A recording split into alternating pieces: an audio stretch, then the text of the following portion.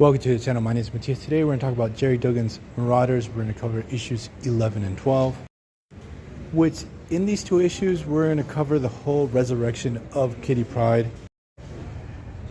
This whole resurrection was built up to be a real big deal because of the fact that Kitty Pryde wasn't able to go through the Krakoan gates, and for some reason the whole resurrection process for her wasn't working. So the writer was sort of building on this possible mystery of what's the deal with Kitty Pryde. I remember speculating the possibility that Kitty Pryde might not be a mutant in the first place. Chris Claremont in the early 2000s played with this idea and established that she was possibly one of the Neo. They were a group that I think they were like post-humans that had a real grudge against mutants.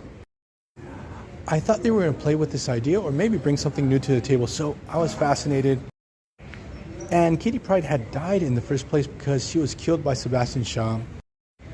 Emma Frost, the White Queen, had given Kitty a prominent role within the Hellfire Club. I think she was Red Queen, but this threw a wrench into all of Sebastian Shaw's secret activities. And Sebastian Shaw gambled with the fact that it was possible that Kitty would not be able to come back from the dead due to the fact that her body wasn't interacting correctly with Krakoan technology. So issue 11 starts with Kitty's funeral, which actually she doesn't want to be called Kitty anymore, she's Kate. They're making a real big deal over her death, and 3 pages later she's brought back from the dead. When I read this, I thought to myself, man, that was quick how they resolved this problem. I was astounded on how poorly written this part is, and the whole problem is just resolved in a couple of seconds.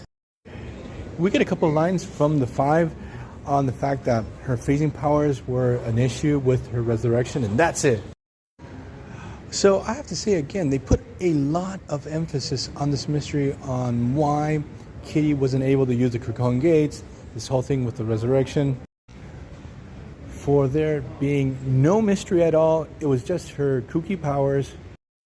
There's one throwaway line that could have led to a really awesome and very dark story. One of the members of the 5 said that they tried 100 times to bring Kitty back and they failed. So I imagine somewhere in Krakoa there's 100 corpses of Kitty Pryde just lying there rotting. You could have had a whole dedicated issue over this fact. This at least would have elevated the stakes. So Kate Pryde is back, everyone's happy, we're having this big mutant party to welcome her back. Obviously Emma Frost finds out about Sebastian Shaw's machinations. So Emma and Kate are going to plan their vengeance against their evil associate. But Kate, when she encounters Sebastian Shaw, she acts like she doesn't remember that he had killed her in the first place. She's all sly. She's like, oh yeah, I tricked Sebastian Shaw. He'll never see my vengeance coming. And then she tattoos Kill Shaw on both of her fists. Like, people are going to notice this. You're sort of like telegraphing your plans. The whole scenario where she's getting those tattoos, oh, it's just so stupid. And then she kisses the tattoo artist.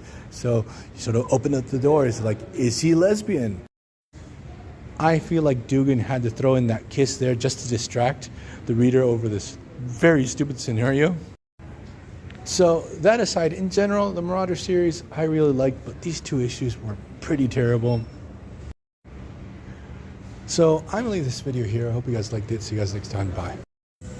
Now, the track list on this album, it's okay, but there's one song that's just insufferable. And I must say, I don't think I'm ever going to go back to listening to this production ever again.